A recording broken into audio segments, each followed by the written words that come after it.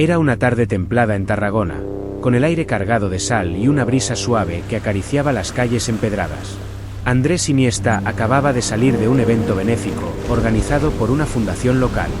Caminaba sin rumbo fijo, con las manos en los bolsillos, dejándose llevar por la nostalgia de los recuerdos que siempre le invadían cuando volvía a tierras catalanas. Fue entonces cuando, al doblar una esquina de una callecita adoquinada, se detuvo en seco. Allí, frente a él, una escena le desgarró el alma. Una mujer de unos 50 años, con el delantal sucio y la mirada baja, estaba siendo humillada por un hombre corpulento frente a una pequeña cafetería. «Te dije que limpies bien las tazas, estúpida», gritaba el hombre mientras le lanzaba el trapo de cocina a la cara. Ella no decía nada. Solo agachaba la cabeza, se inclinaba con torpeza para recoger el trapo, y lo apretaba con fuerza entre sus manos temblorosas. Tenía el rostro pálido, el pelo recogido de manera descuidada, y en sus ojos había una tristeza antigua, casi petrificada. Pero no fue el grito lo que paralizó a Iniesta. Fue ese gesto involuntario de la mujer, casi imperceptible para cualquiera que no la conociera. Cuando se sintió abrumada, llevó su mano derecha a la muñeca izquierda, la acarició con el pulgar, como quien intenta calmar una ansiedad interna. Era exacto el mismo gesto que hacía su hermana mayor, Clara, cuando era pequeño. Clara, la que lo cuidó cuando sus padres trabajaban sin parar. Clara, que desapareció un día sin dejar rastro, cuando él tenía apenas 12 años. Ese gesto. Era ella. Tenía que ser ella. Iniesta dio un paso al frente, con el corazón golpeándole en el pecho. Quiso decir algo, pero la voz se le quebró. Observó cómo la mujer entraba al local cabizbaja, tragándose el llanto, mientras el jefe seguía vociferando delante de los clientes. Decidido, Andrés empujó la puerta y entró. Se sentó en una mesa al fondo, en silencio, sin quitarle los ojos de encima. Ella no lo reconoció. Pasó por su lado con una bandeja, limpió una mesa vecina, y cuando sus miradas se cruzaron por un instante fugaz, no hubo ningún destello de memoria. Nada. Solo una sonrisa mecánica y un «¿Desea algo de tomar, señor?». Iniesta sintió una punzada en el estómago. Esa voz. Era la misma que le cantaba de pequeño antes de dormir. Pero ella no lo sabía. No sabía quién era él. O peor aún, no sabía quién era ella misma. El nombre en la chapa de su uniforme decía Lucía. No Clara. No su hermana. Pero Clara había mencionado una vez, cuando eran niños, que su madre casi la llamó Lucía, en honor a una tía. ¿Sería posible que? Pidió un café solo, con la voz trémula. Mientras ella iba por la orden, Andrés sacó el teléfono y tomó una foto discreta. Necesitaba ayuda. Esa misma noche, llamó a un viejo amigo suyo, detective privado, y le pidió que investigara discretamente a la mujer del café. Nombre completo, pasado, lugar de residencia. Todo. Días después, los informes llegaron con información escasa y confusa. La mujer había sido encontrada hace varios años, vagando por una carretera secundaria, sin documentación, sin recuerdos, sin familia conocida. Había sido internada en un centro asistencial, luego trasladada a un hogar temporal, y más tarde derivada a trabajos precarios. Se hacía llamar Lucía. No tenía antecedentes ni datos que pudieran corroborar su identidad. Iniesta no dormía. Pasaba las noches repasando fotos antiguas, buscando similitudes. Mandó a analizar la imagen facial digitalmente, la comparó con retratos de infancia de Clara. La coincidencia era altísima. Aún así, necesitaba algo concluyente. Acudió a un laboratorio privado en Barcelona y solicitó una prueba de ADN. De manera indirecta, con la ayuda de una enfermera amiga, logró obtener una muestra del vaso que la mujer había usado. Semanas después, llegó el resultado, coincidencia del 99,98%. Clara. Era ella. La emoción lo desbordó. Lloró como no lo hacía desde que ganó el Mundial. Pero ahora venía lo más difícil. ¿Cómo decirle a una mujer que no sabe quién es, que es su hermana perdida? ¿Cómo ayudarla a recuperar no solo un apellido, sino una historia, una infancia, una vida que había quedado en pausa? Andrés sabía que no bastaba con la biología. Había que reconstruir el puente entre sus corazones. Y para eso, tendría que comenzar desde cero, sin forzar, sin asustarla. Solo con paciencia, amor, y un profundo respeto por el silencio de su memoria. Y así comenzó todo.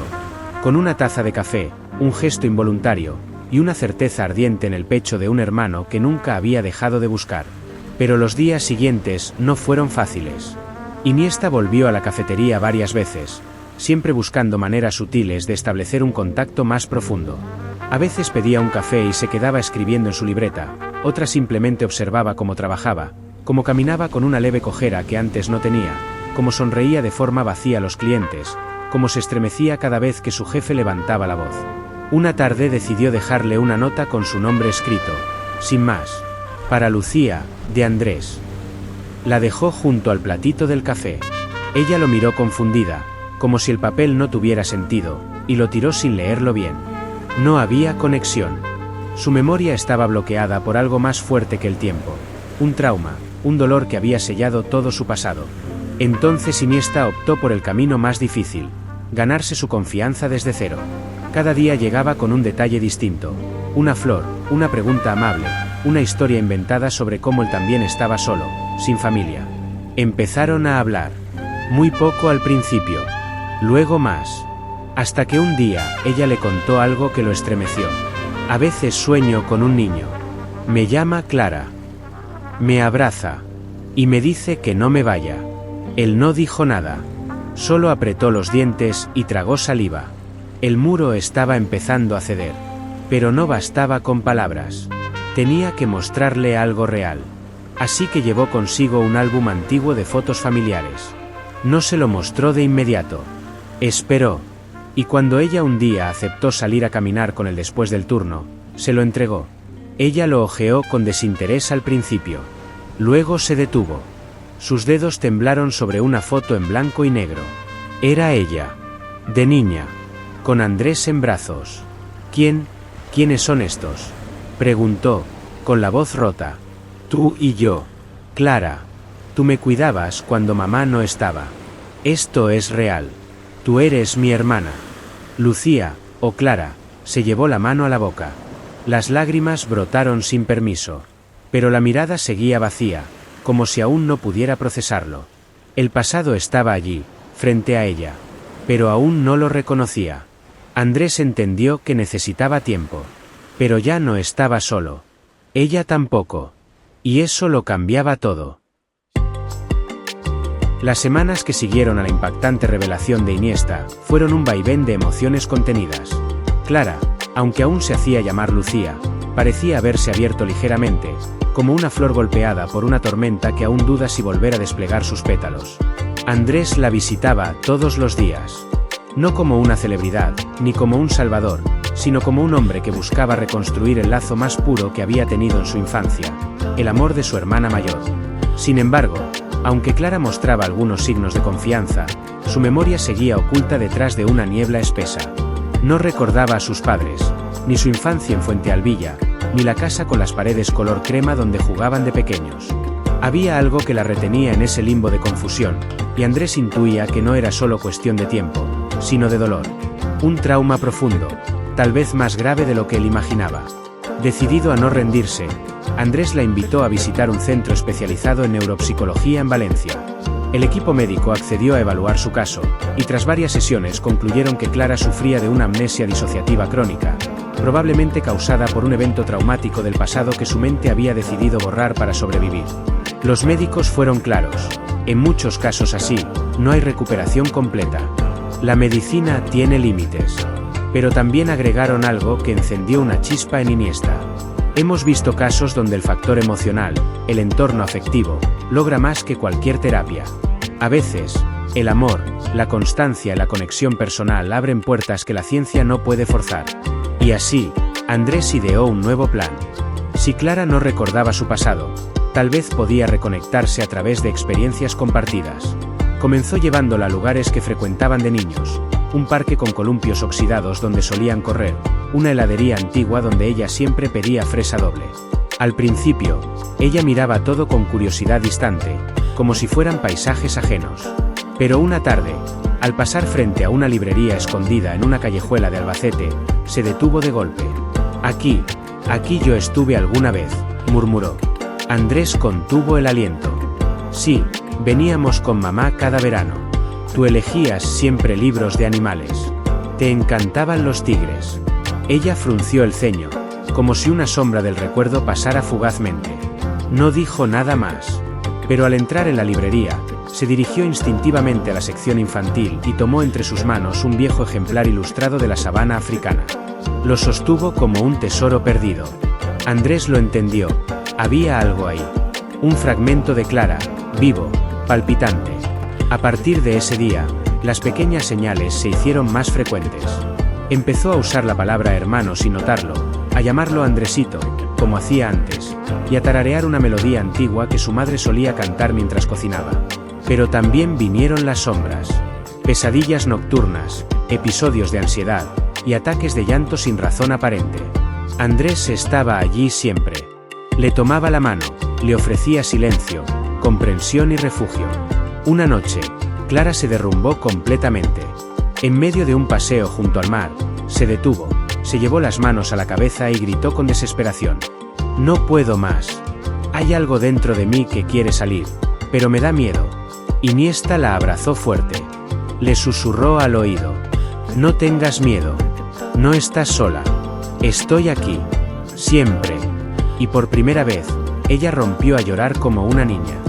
Lloró por minutos que parecieron eternos.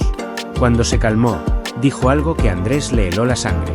Aquel día, salí corriendo, hubo fuego, gritos, luego, oscuridad.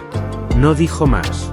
Pero fue suficiente para saber que el trauma existía, era real, y estaba comenzando a abrirse.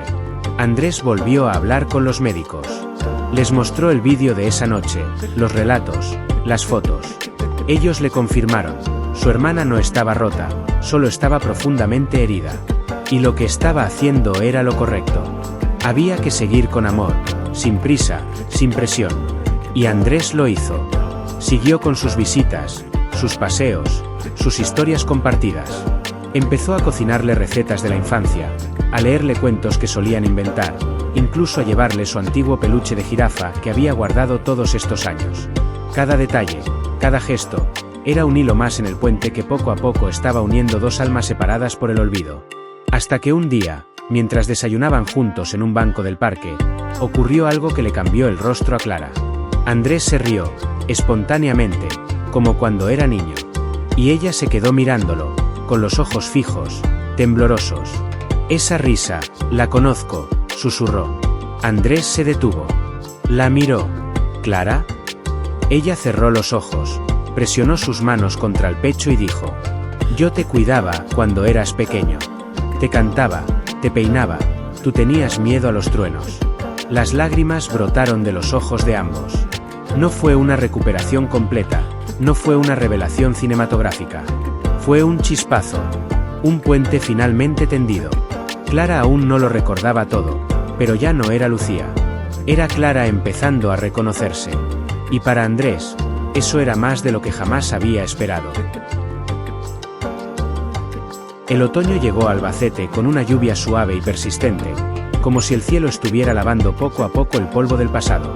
Clara seguía en el mismo piso humilde, pero ahora lleno de vida. Flores en el alféizar, dibujos en las paredes, y una pequeña estantería con libros infantiles que Andrés le había regalado. Ya no se hacía llamar Lucía. No completamente, pero cada vez que alguien le preguntaba su nombre, vacilaba un instante, y luego decía: Clara, creo que me llamo Clara. Para Andrés, aquello era un milagro cotidiano. Pero a pesar de los avances, había una frustración silenciosa que le carcomía. Clara no terminaba de recordar. Seguía siendo una mujer entre dos aguas, atrapada entre lo que fue y lo que teme volver a ser. A veces parecía estar a un paso de la verdad, pero algo la retenía. Algo profundo. Algo oscuro. Los médicos ya no tenían más que ofrecer. Las sesiones de terapia se habían vuelto repetitivas. El paciente ha estabilizado su identidad funcional, decía el último informe. Pero Andrés no estaba buscando una identidad funcional. Él quería a su hermana. La que le enseñó a andar en bici, la que le curaba las heridas con tiritas de dibujos, la que le cantaba bajito para que no tuviera miedo durante las tormentas. Y entonces, tomó una decisión. Un sábado por la mañana, sin previo aviso, recogió a Clara en su coche y la llevó a Fuente Alvilla. A su pueblo. A su infancia. Clara no entendía muy bien a dónde iban, pero no preguntó. Tal vez algo en su interior lo intuía. El trayecto fue largo, lleno de curvas, pero también de silencio. Al llegar, se detuvieron frente a una casa de fachada blanca, con contraventanas verdes. La misma casa donde crecieron. Andrés bajó del coche y le tendió la mano. Clara, por un momento, dudó. Miró la casa con una mezcla de miedo y atracción. Luego, dio un paso adelante. Y luego otro. Hasta que cruzó el umbral. Dentro, todo estaba igual. El sofá gris con las esquinas deshilachadas, la alfombra con manchas de chocolate, el marco torcido con la foto de sus padres. Fue como si el tiempo se detuviera. «Este era tu cuarto», dijo Andrés, señalando una puerta a la izquierda.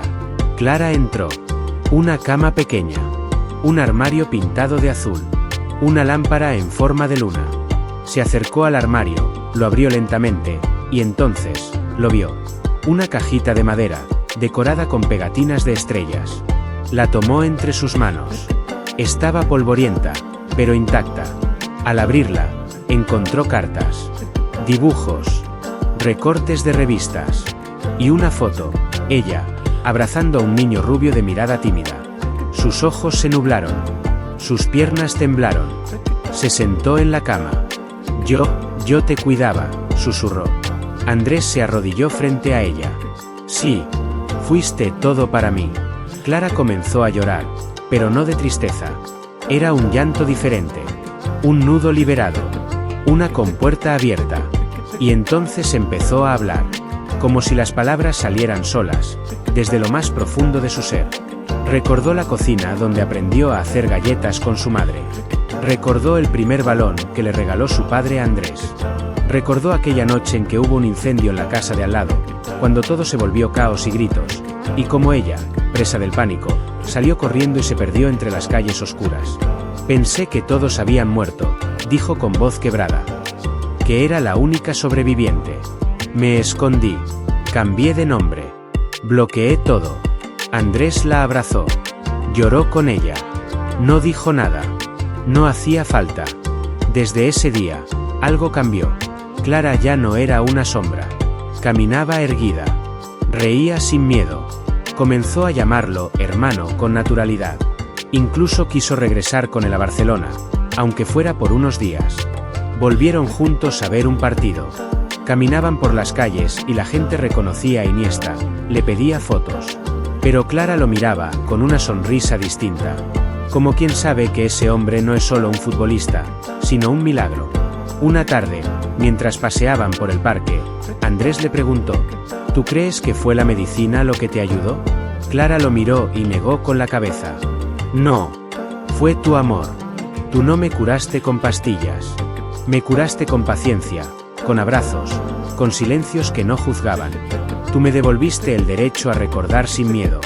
Esa noche, en su casa, Clara se sentó a escribir. Tomó un cuaderno y empezó una carta para sus padres. No sabía si ellos aún estaban vivos, pero quería contarles todo. Decirles que había vuelto, que el olvido no la venció. Y en la última línea, escribió: Gracias, Andrés. Donde la memoria no llegaba, tu amor me esperó.